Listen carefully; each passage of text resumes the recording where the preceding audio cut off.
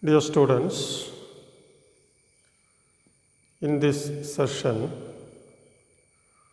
we will discuss Friedman's restatement of quantity theory of money.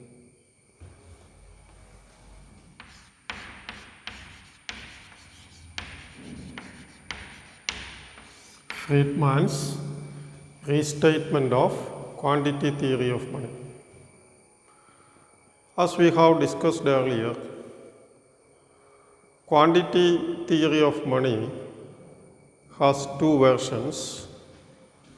One is the Fisher's equation of exchange. The other one is Cambridge's cash balance approach. In these two approaches, there is a direct and proportional relationship between the supply of money and price level, on the assumption that V and Y are constants or K is a constant. And we know that K is equal to the reciprocal of velocity. So the equation of exchange or classical quantity theory is essentially a theory of price level determination. And according to the classical quantity theory, money is demanded only for transaction purposes. Money is only a medium of exchange. No person will keep money in excess of what is required for transaction purposes. And also, demand for money is a constant proportion of nominal income, PY, and K is determined by institutional factors. Now, the quantity theory was disrupted together with the classical economics as a result of the Great Depression. The Great Depression of 1930s. According to classical economists, a capitalist economy is always in a state of full employment. Even if there are deviations from full employment, these deviations are brief and short-lived, temporary. It will not be prolonged. Market forces will quickly restore equilibrium at full employment in a short period of time. But what happened in the 1930s was there was a Great Depression, and this depression was very prolonged from 1929 to 1933, a long period. So what happened is the conclusions of classical macroeconomics were questioned as a result of the Great Depression of 1930s. And it is from this that Keynesian macroeconomics emerged as an alternative explanation to classical macroeconomics, and also the importance of fiscal and monetary policies, especially fiscal policies, to stabilize the economy, to mitigate the impact of trade cycles. But according to Milton Friedman, the famous Chicago economist and the leading figure of monetarists, the famous Chicago economist and the leading figure of monetarist school of thought, The events of 1930s had been improperly assessed and did not in fact offer evidence against the quantity theory of money. The events in 1930s was misinterpreted. It will not provide an evidence against the quantity theory of money. He, however, felt the need to restate quantity theory in terms that took into account the contributions made by Keynes, and his purpose was to reassert the importance of money. Remember this, in the classical theory, money is demanded only for transaction purposes. But according to Keynes, money is demanded for transaction purposes, precautionary and speculative purposes. So he divided the demand for money into three categories. And this new demand for money by Keynes was made on the observation that people hold money in excess of what is required for transaction purposes. So, Milton Friedman restated quantity theory in the light of the contributions made by Keynes to the theory of money demand, and his objective was to reassert the importance of money. And contrary to the views of early Keynesians, Friedman argued that demand for money is stable.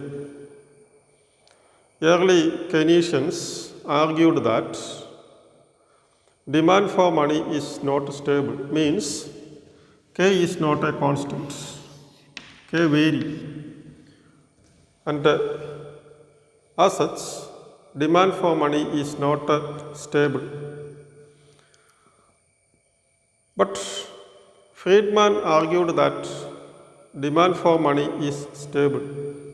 Also, contrary to the liquidity trap characterization, interest elasticity of money is not infinite. And in fact, according to Friedman, it is small. As we have discussed in the context of Keynesian theory, at a very low rate of interest, demand for money is perfectly interest elastic. That is the position of liquidity trap.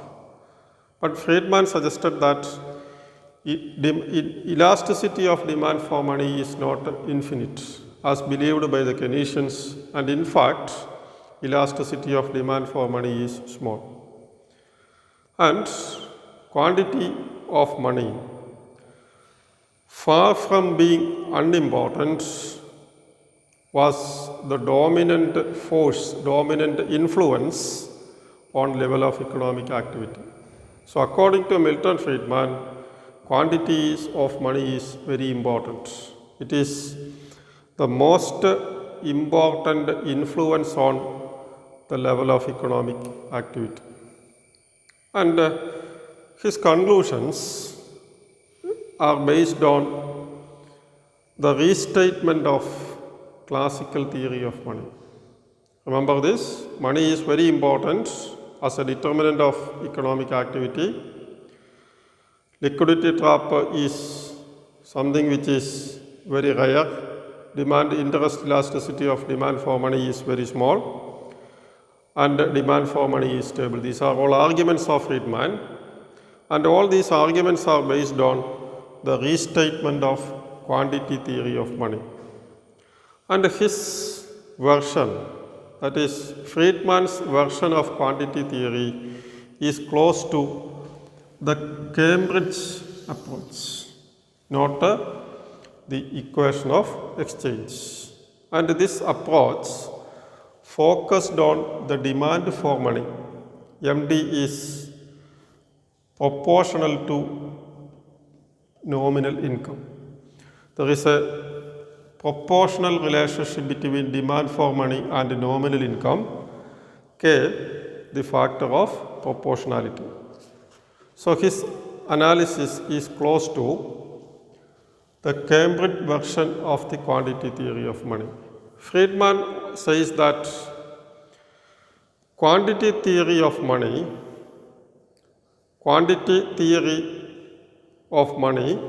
is a theory of demand for money, not a theory of price level determination. So, according to Milton Friedman, quantity theory should be seen from the point of view that it is a theory of money demand. And K is treated as a constant, like Cambridge economists Pigou and Marshall. He also believed that money supply is exogenously determined. Money supply is exogenously determined by the monetary authorities of the country. So, equilibrium requires that MS is equal to MD is equal to KPY, as we have discussed earlier, and also that MS into 1 by K is equal to PY. MS into 1 by K, or M into V is equal to Py, and as K is a constant, V is also a constant. And as we have seen, V is the velocity of income, velocity of circulation. Now this is the standard classical quantity theory of money, where there is a proportional relationship between the supply of money and price level, as we have discussed in detail. And Friedman examined the changes in the Cambridge theory of money that must be made in the light of Keynes' theory of money demand. What changes are required in the quantity theory of money, the Cambridge equation, in the light of the contributions made by Keynes? In studying the factors that determine how much money people hold, Keynes considered factors that determine desirability of money relative to other assets. And in the Keynesian theory, the other assets are lumped together as bonds. Wealth is either stored in the form of money or in the form of bonds. W is equal to M plus B. And Keynes then examined how an individual allocate wealth between money and bonds. And this allocation, according to Keynes, depends on two things. One is the level of income, and the second one is the rate of interest. The rate of interest. Allocation of wealth between money and bonds depends on two things. One is the level of income, and the other one is the rate of interest. Because in the Keynesian theory, demand for real balances, MD by P, is a function of Y and R. In the model, transaction and precautionary motives are determined by the level of income, and speculative motive is determined by the rate of interest. And put in terms of Cambridge equation, Keynes considered or concentrated on R, the rate of interest, as the primary determinant of K. Keynesian analysis focused on R as the primary determinant of K in terms of the Cambridge equation. And remember that in terms of Cambridge equation, Keynes focused on R as the primary determinant of K, the amount of money balances held for a given level of income. That we have discussed in detail. Given the level of income, the amount of money balances held by an individual depends on the rate of interest. Suppose that R increases. Suppose that there is an increase in R. R increases the rate of interest. If R increases, there will be a fall in K, or there will be an increase in velocity. K decreases. If R increases, K decreases, or velocity increases. And the question is, why this occurs? When R increases, opportunity cost of holding money increases. Opportunity cost of holding money increases.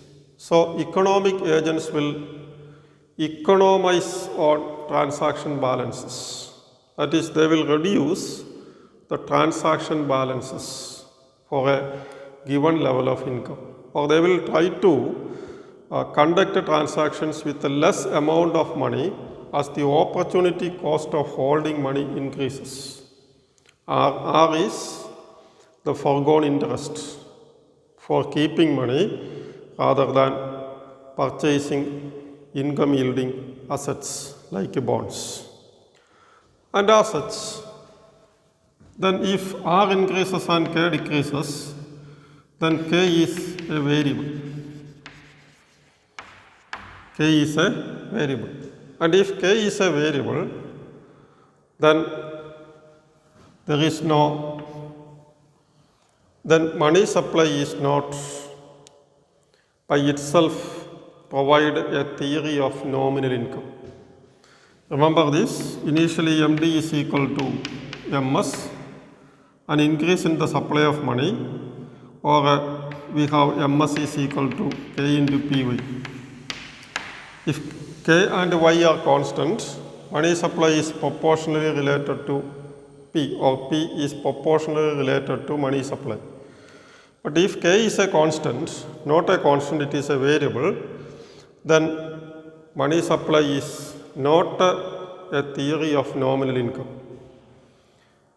That is the point. So the question is whether K is a variable or not. In the classical theory, it is a variable, but in the Keynesian theory, it is a constant, but in the classical theory, it is a variable. Now, Friedman accepted Keynes' emphasis on the role of money as an asset. He accepted Keynesian assertion of the role of money as an asset. And with this as basis, he set out his own theory of demand for money. Remember this, in the Keynesian model, money is used for transactions.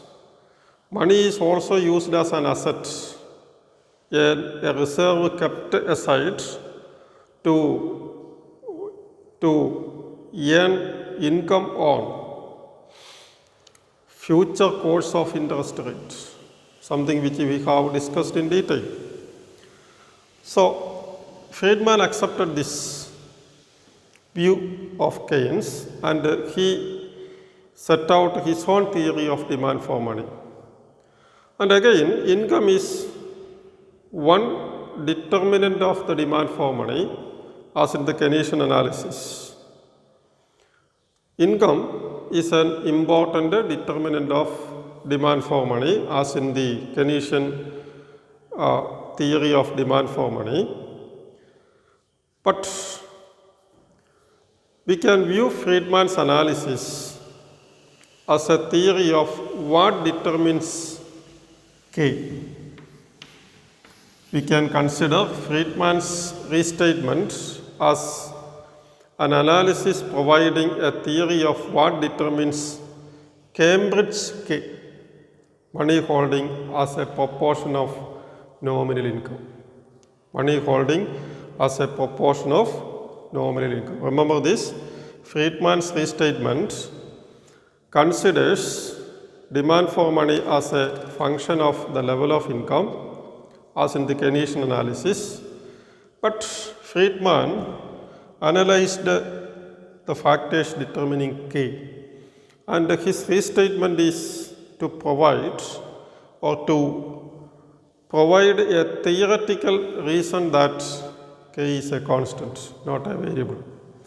Now, Friedman's money demand function can be written as money demand is equal to L of P Y RB RE and RD. Money demand is a function of price level, real income, and P into Y, nominal income. B is nominal interest on bonds. Nominal interest on bonds. RE is nominal interest on equities. Nominal interest on equities. And RD is return on durables. Return on durable goods.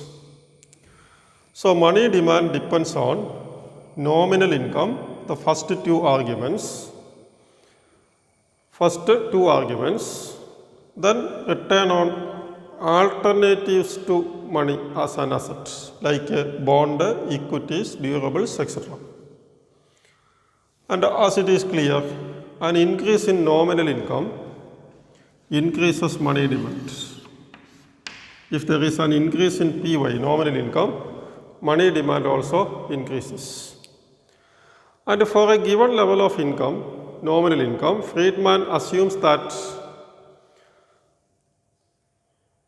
demand for money depends on rate of return on alternative assets like gains. So for a given, money demand depends on the level of income, and for a given level of income, Friedman argued, like Keynes, that demand for money depends on what is known as rate of return on alternative assets. And this money demand function that is given here is actually a simplification of Friedman's original equation. His original equation is more complicated. It is a simplified version of his original equation, where the alternatives to money are bonds, equities, and consumer and durable goods.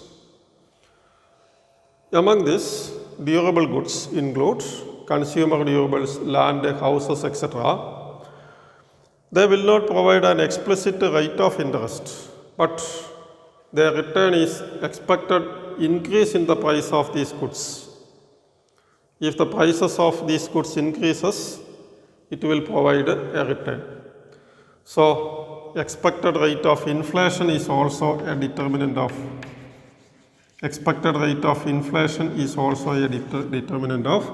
demand for money.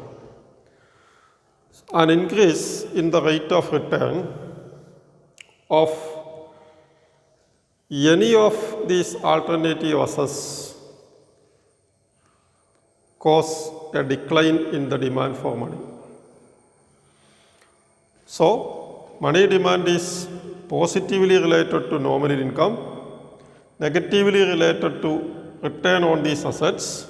Among this, return on durables is determined by the rate of inflation in the economy. So if there is an increase in the rate of return on any of these alternatives, there will be a reduction in the demand for money. And in equilibrium, wealth will be allocated between assets in such a way that marginal rate of return on all the assets is equal. In equilibrium, assets are held, or assets should be allocated in such a way that marginal rates of return from all the assets are equal. Now, a utility maximizing individual allocate wealth between assets, reallocate wealth between assets when marginal rate of returns are not equal. And this portfolio adjustment process is central to the monetarist specification of transmission mechanism whereby changes in the stock of money affect real sectors. That is, when the marginal rate of return is not equal, utility maximizing economic agents will change the portfolio. This reallocation is the transmission mechanism whereby changes in the stock of money affect real sector. Let us see as an example. Suppose that money supply increases due to an open market operation by central bank. Central bank increases the money supply by increasing the monetary base. Suppose also that there is an equilibrium in the asset market where marginal rate of return on all the assets is equal. As a result of this open market operations, public holding of money supply increases. Public's holding of money supply increases. And as holdings of money increases, marginal return on money holdings decreases. Whenever there is an increase in the quantity of an asset, marginal return decreases. So there is an excess money balances, and this excess money balances will be exchanged for financial and real assets, including consumer durables. That is, as we have seen, if there is an excess supply of money, this will be converted into what is known as real and financial assets. As a result, their prices will increase, and once again this portfolio adjustment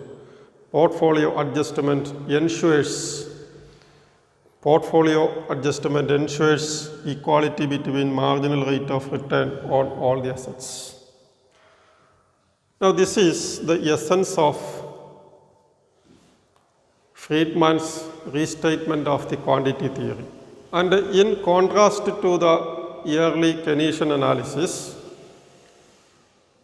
monetarist economists assume that money is a substitute for a wide range of real and financial assets. A wide range of real and financial assets. So that,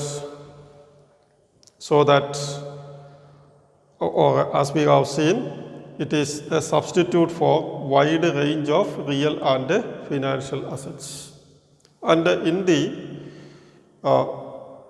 restatement of the quantity theory by Milton Friedman, this K, Cambridge K, is a constant. That point will be discussed in the next session.